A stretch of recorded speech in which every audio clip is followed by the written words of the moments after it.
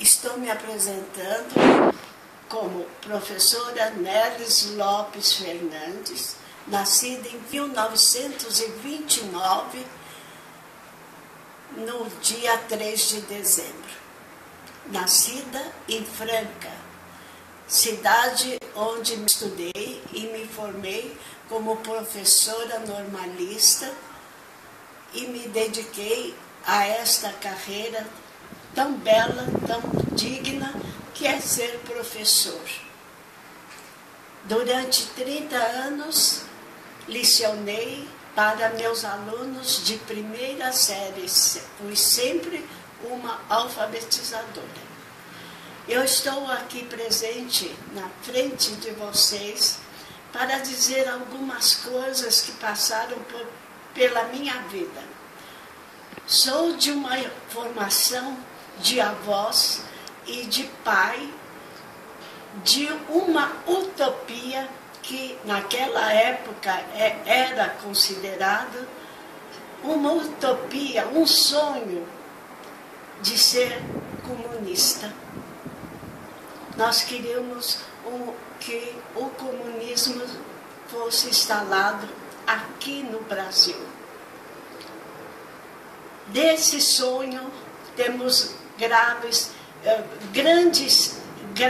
e grandes problemas que aponto ao instante de meu pai vir preso para o DOPS de São Paulo, pelo trem da Mogiana, entre ele e nossos amigos e meu professor. Em Franca, passamos momentos difíceis mesmo.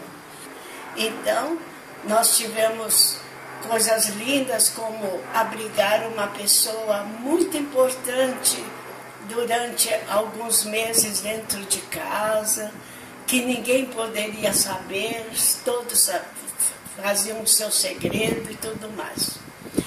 Mas depois da prisão do meu pai, vindo para São Paulo, com a presença de um amigo muito grande dos meus irmãos, conseguiram libertar meu pai do DOPS durante uma semana, sem ter nada que afetasse o corpo dele, nem uma tortura, nem um interrogatório mais brutal. E ele saiu. Na hora que ele ia saindo, o delegado falou para meu pai: seu Joaquim, largue disso, não fique pensando em comunismo, em fazer um Brasil comunista. E meu pai respondeu na hora que saiu: aqui entrou um comunista, agora vai sair um comunista até a morte. E meu pai foi mesmo um comunista, mas muito reservado. E sabem por quê? Porque aqui em São Paulo, eu, como vinha de uma escola muito importante do magistério de Franca, já com meu diploma na mão, eu pude fazer parte dos estudantes daquela época, em 1952, os estudantes da USP me convidaram para fazer parte das reuniões deles, nos encontros, nos protestos, mas os nossos protestos eram bem diferentes dos protestos de agora. Agora estão protestando a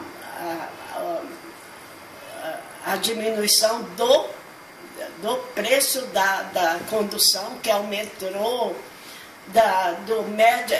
do hospital que não está bem equipado. Naquela época nós não estávamos lutando por isso, que estava aparentemente muito bem, o Brasil seguindo muito bem. Mas nós estávamos lutando pelo nosso ideal, que seria fazer do Brasil um povo, uma sociedade, um socialismo, uma coisa mais que combatia o operariado, estava muito aquém do que está acontecendo agora. Que é uma carteira assinada, que eram as horas de trabalho, que era respeitado, tinha as férias também não tinha. Então, nós lutávamos pelos operários. O operário ficava dentro dos seus lugares de trabalho, quietinhos, trabalhando. E os estudantes, e eu fazendo parte, não era estudante, eu já era formada, fazendo aquela reunião maravilhosa, que saíam lá da São Francisco, da Faculdade de São Francisco, com caixotes de madeira, colocavam na Praça da Sé, subiam e eles falavam em nome de todos os operários, de todas as dificuldades, de todo o mal-estar da sociedade naquela época. E estou agora comparando o que nós fazíamos e o que estão fazendo hoje. Estão fazendo um protesto que resulta em depredar, estragar o que está pronto, fazer até roubando, quebrando vitrines, pegando fogo em ônibus. Isso não é certo, não está certo. O que vale é a palavra da pessoa numa praça, que às vezes tínhamos que sair correndo, porque vinha a cavalaria, a polícia, em cavalos, para atacar os estudantes que estavam pleiteando alguma coisa de bom para o operário que estava trabalhando. Por isso, eu estou dizendo aqui uma coisa muito importante. Nós devemos lutar pelas coisas todas do nosso país. Nós devemos lutar. Nós não tivemos a grandeza de ter um partido,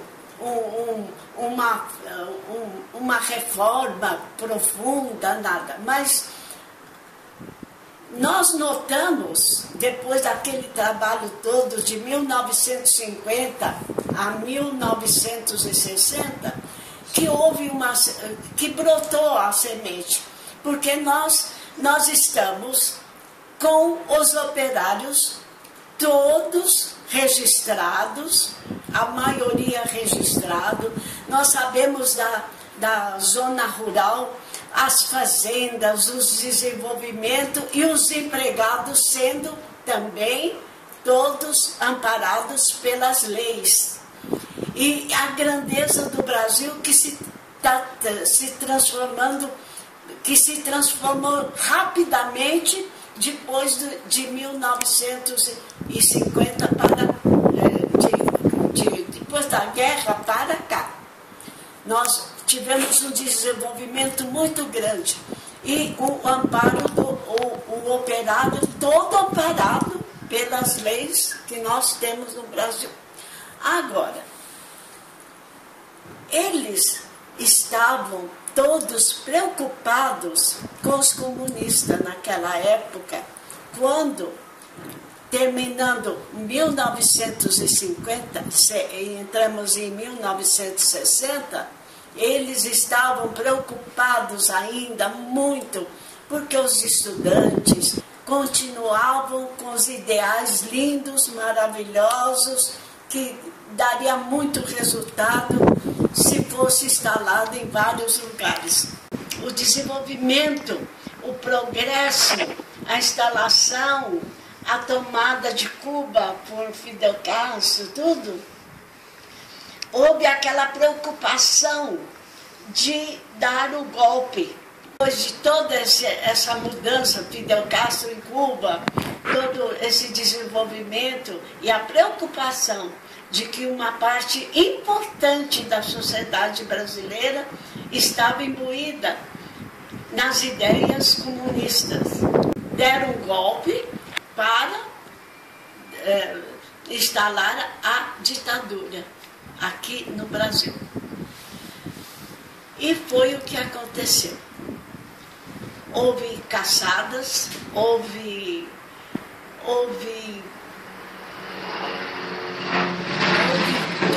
torturas que vocês não podem calcular, vocês não queiram saber o quanto é mal uma ditadura no país.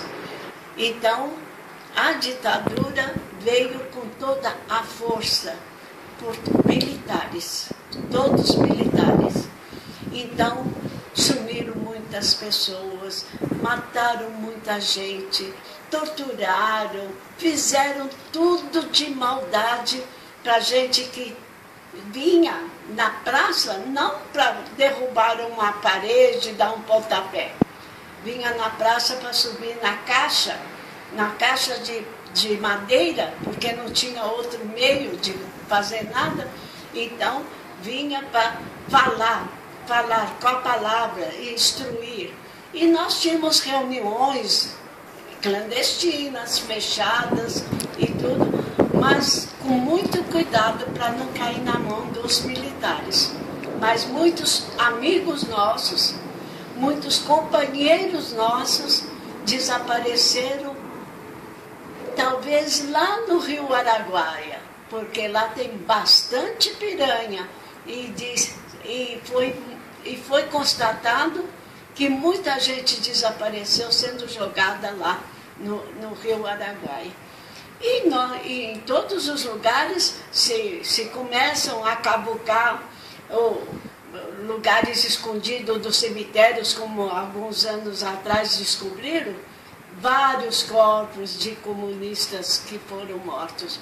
Então, vocês fiquem sabendo que nós não devemos fazer revolta, destruindo, quebrando, porque a polícia vai e prende. Quando estiver preso, se instalarem uma ditadura, vocês vão ver o que é ditadura. É a coisa mais triste que tem. A televisão não fala mais nada, só fala o que interessa. Não se pode sair para lado nenhum. A polícia está sempre observando, vendo, descobrindo uma palavra aqui, outra ali, e consumir com a família inteira. Então, vocês procurem de ter um ideal. E ter um ideal é a coisa mais linda. É um ideal que nós queremos a paz de uma nação. Nós não queremos guerra, nós não queremos ditadura, nós queremos paz e organização, sabedoria pelos que dirigem, dar apoio, verificar o que está errado, o que está certo, aplaudir, o que está errado, ajudar a levantar e não destruir. Vocês não vão encontrar nada que sobreplante o Brasil. É preciso um povo que goste de trabalhar, que goste do seu país, trabalhando honestamente, com respeito, com tudo. Porque o Brasil é o único país que tem as 4 estações do ano, coisa que não se vê em lugar nenhum.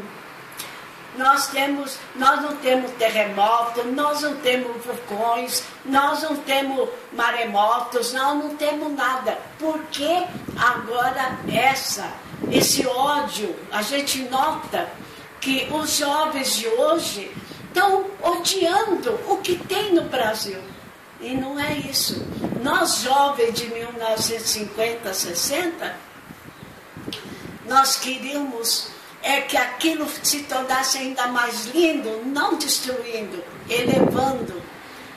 Então, nós tínhamos uma palavra linda para todos que quisessem ouvir na Praça da Sé, ou no Viaduto do Chá, ou numa reunião clandestina, porque nós não podíamos abrir a boca em lugar nenhum.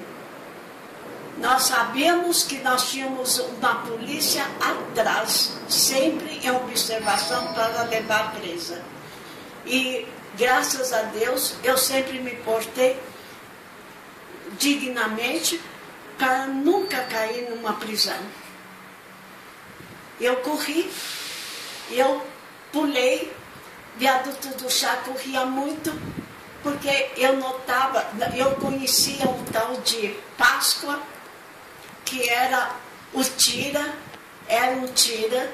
que atrás dele vinha muita polícia com outra roupa, e nós sabemos que ele tinha o faro de descobrir o comunista. Quando eu via o Páscoa lá longe, eu entrava no primeiro ônibus, ou carro, o que fosse, para poder sair de perto dele. E agora não. Agora os jovens parecem que estão enlouquecidos. Não tem boa formação, não tem estudo, não tem conhecimento do que é uma guerra. Eu passei a guerra da Alemanha contra a Rússia. Nós que morávamos lá em Franca, nós sofremos toda a reação da guerra. Não tinha pão, não tinha farinha, não tinha nada. E para comprar um pão, parecia um cimento, não parecia pão, preto, duro, não tinha massa de farinha. Nós tínhamos que entrar numa fila para pegar uma senha para pegar um pão. Um pão para cada família. E vocês imaginem isso tornando-se em guerra ou tornando-se em ditadura. Procure estudar, ler bastante, leiam os livros que vocês possam ler sobre socialismo, comunismo. E eles falavam pelos operários, por todos, que os donos de grandes fazendas, naquela época, o Matarazzo, grande empresário, gente que veio para o Brasil se enriqueceram, a gente tinha o respeito. Ninguém foi lá acabar com a fábrica do Matarazzo, nem nenhuma... agora eu não posso lembrar direito de todos os empresários riquíssimos que nós tivemos.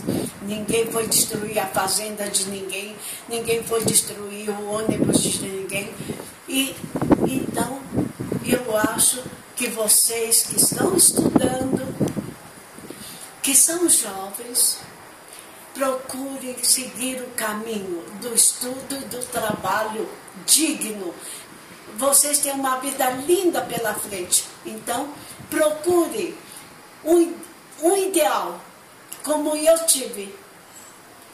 É uma coisa irreal. Naquela época, irreal. Até hoje, se eu estou falando para vocês, vocês vão falar que é irreal. Que nós queríamos que, naquela época, não era outra coisa. Era instalar aqui no Brasil um socialismo ou um comunismo. Naquela época, eu ia para minhas reuniões, ninguém sabia. Eu saía para assistir aula de um grande professor. Depois, eu ia para minhas reuniões. Eu não era Neles Lopes Fernandes, eu tinha outro nome.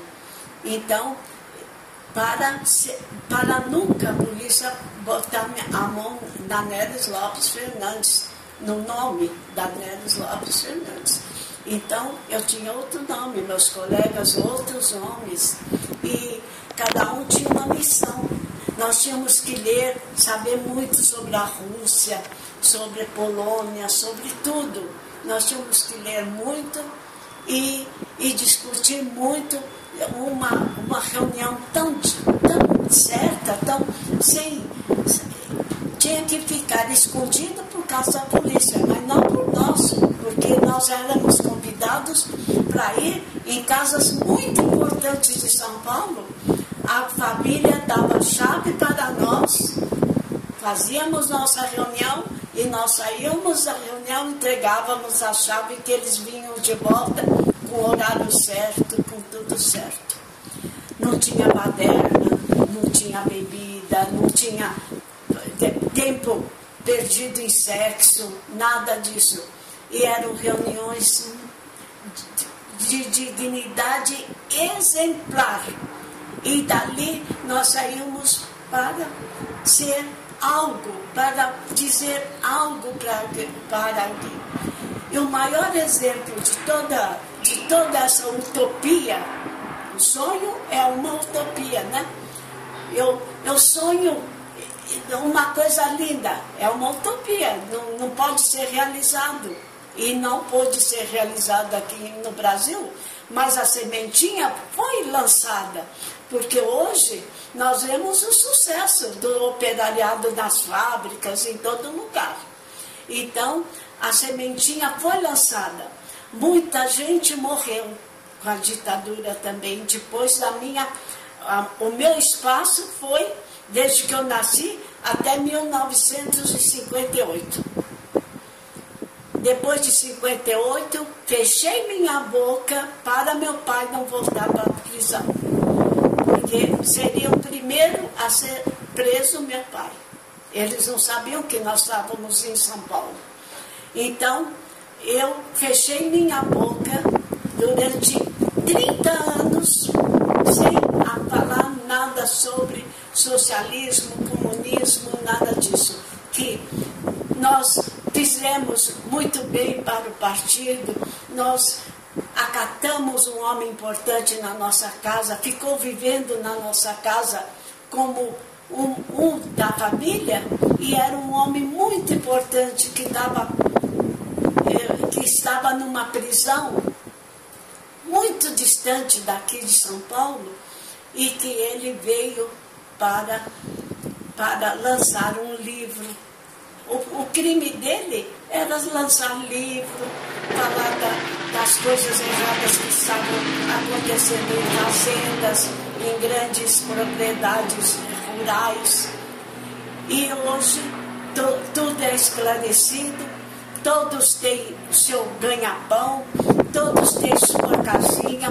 Eu tenho certeza que todos que moram em fazenda ainda, que naquela época, 80% das pessoas da minha cidade moravam nas fazendas. Nós, 20%, morávamos na cidade. E foi onde minha mãe, naquela época que o fazendeiro era o dono de tudo, ele fazia, desfazia, até sumia com o empregado. Naquela época, minha mãe não quis ir trabalhar mais em fazenda, que ela veio da Espanha e meu pai para Franca. Ficaram em Franca e deu tempo de eu estudar. Eu estou com 84 anos e eu gostaria de estar jovem como vocês. Estaria estudando e lendo e observando e trabalhando como eu fiz. Era Neiva.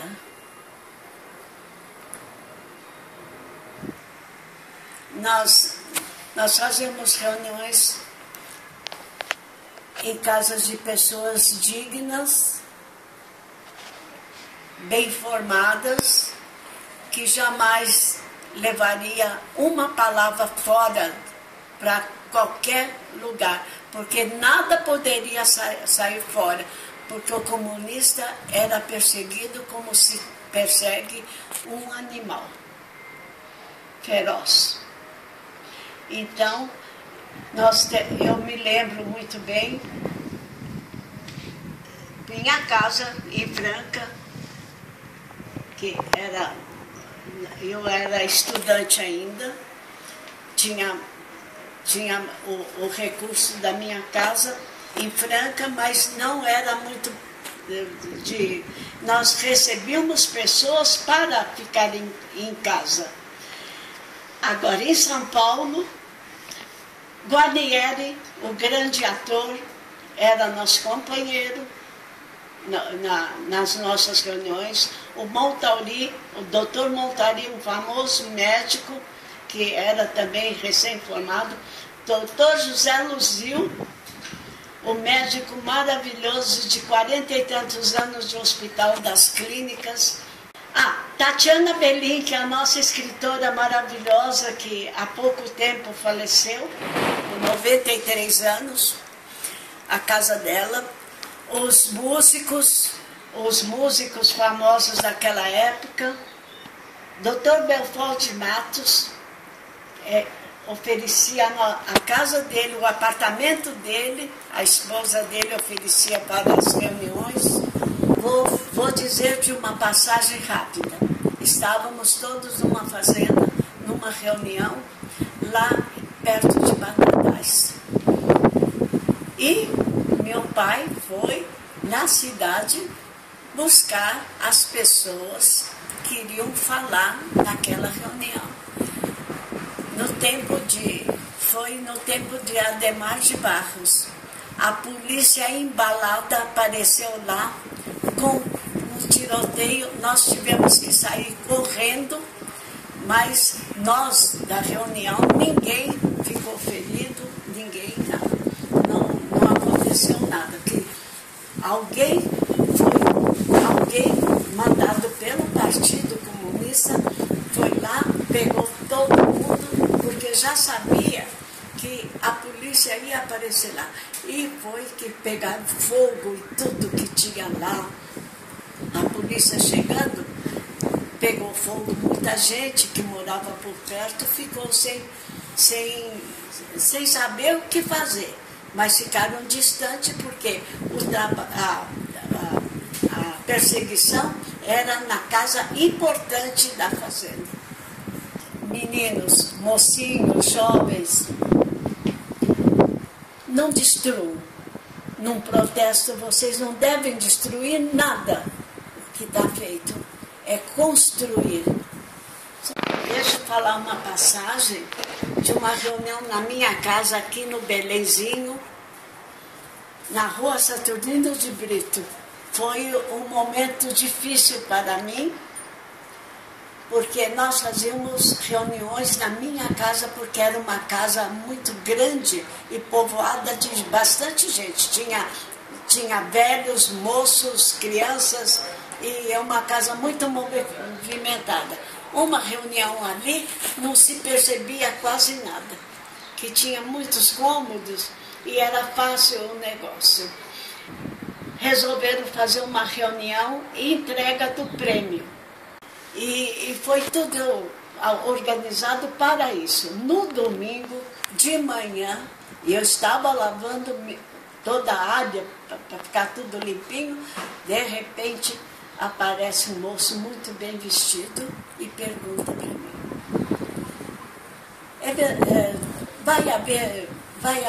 vai haver festa aqui? Eu fiquei já, porque nós éramos preparados para qualquer pergunta. Falei: não, vamos fazer um aniversário aqui. Ele falou assim: e vai ser tarde? Eu posso vir? Eu falei: mas não vai ser assim para vir gente, é só para a família. Ele falou assim: eu pensei que fosse festa mesmo. Aí ele saiu e eu, no mesmo instante, eu falei: esse é um tira. Lá antigamente se falava tira, não era polícia, nada, era o tira. É o tira que veio aqui, sabe? Aí me vesti rapidamente, fui até ao nosso escritório, que era perto da Praça da República, e lá estavam todos reunidos, que à noitinha iriam para minha casa. Cada um levaria um prato. Então, cheguei lá, falei: não pode haver mais. Por quê? Apareceu tira assim, assim, assim. Ele falou assim, então nada feito, ninguém mais vai. Se alguém for, vai voltar normalmente. Já avisou todo mundo que estava ali, que iriam na festa, que era a entrega do prêmio. E sabe qual era o prêmio? Era um livro, a entrega do livro que nós iríamos receber. E não houve essa reunião. A noite inteirinha, a polícia ficou na Rua Erval e na Rua Toledo Barbosa e na Rua Saturnino de Brito, vigiando a noite inteira se chegava alguém na minha casa. Foi um momento difícil que nós passamos, porque o papai estava lá dentro e ele poderia voltar para a prisão do DOPS. E graças a Deus não deu em nada, todo mundo, eles ficaram esperando, amanheceram, ninguém apareceu com o prato. E se alguém apareceu, disfarçou muito bem e não provocou nada. Hoje em dia, eu digo para vocês, eu nasci comunista, meu avô foi o homem mais honesto do mundo. Só encontrei nesse caminho de socialismo, comunismo que nós lutávamos, gente honesta. Nunca houve dinheiro transando, nunca houve posição acima ou abaixo, nunca houve nada disso. Por isso, fui comunista quando nasci, fui comunista na minha idade de jovem, idealista e coisa, e vou morrer comunista, como meu pai disse no dia que saiu da prisão.